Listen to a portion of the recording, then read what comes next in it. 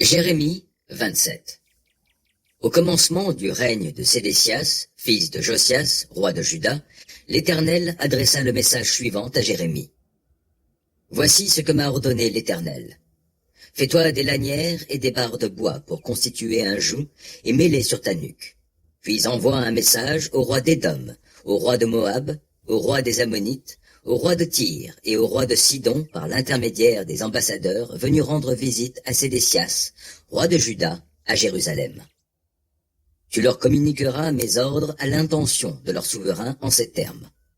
Voici ce que déclare le Seigneur des armées célestes, le Dieu d'Israël, voici ce que vous direz à votre souverain. C'est moi qui ai fait la terre ainsi que les hommes et les bêtes qui s'y trouvent, avec ma grande force et la puissance que j'ai déployée. Aussi, je la confie à qui il me semble juste. À présent, je livre tous ces pays à Nabuchodonosor, roi de Babylone, mon serviteur. Je lui ai même livré les animaux sauvages pour qu'ils lui soient assujettis. Tous ces peuples lui seront assujettis, ainsi qu'à son fils et à son petit-fils après lui, jusqu'à ce que vienne l'heure pour son pays à lui aussi. Alors son pays sera soumis par des peuples puissants et par de grands rois. Si un peuple ou un royaume ne se soumet pas à Nabuchodonosor, roi de Babylone, et ne veut pas se plier à son joug, je sévirai contre ce peuple-là par l'épée, la famine et la peste. L'Éternel le déclare, jusqu'à ce que je l'ai fait entièrement disparaître par sa main. Vous donc, n'écoutez pas vos prophètes, vos devins, vos oracles, vos augures et vos magiciens qui affirment que vous ne serez pas assujettis au roi de Babylone. Leurs prophéties sont des mensonges qui vous feront bannir de votre pays. Je vous en chasserai et vous périrez. Mais le peuple qui acceptera le joug du roi de Babylone et se soumettra à lui, je le laisserai tranquille dans son pays, pour le cultiver et pour y demeurer. L'Éternel le déclare. Puis j'ai déclaré les mêmes choses à Sédécias, roi de Juda, en lui disant, « Acceptez le joug du roi de Babylone et soumettez-vous à lui et à son peuple, et vous aurez la vie sauve. Pourquoi devriez-vous mourir, toi et ton peuple, par l'épée, la famine et la peste, comme l'Éternel en menace le peuple qui ne se soumettra pas au roi de Babylone? N'écoutez donc pas les prophètes qui vous disent, « Vous ne serez pas assujettis au roi de Babylone », car leurs prophéties sont des mensonges. Je ne les ai pas envoyés, l'Éternel le déclare, et ce sont des mensonges qu'ils prophétisent en mon nom.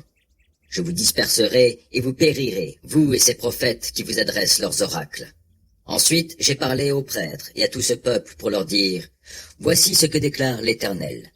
N'écoutez pas vos prophètes qui vous prophétisent en disant, « Voici que les ustensiles du temple de l'Éternel vont être très bientôt rapportés de Babylone. » Car leurs prophéties sont mensongères. Ne les écoutez pas.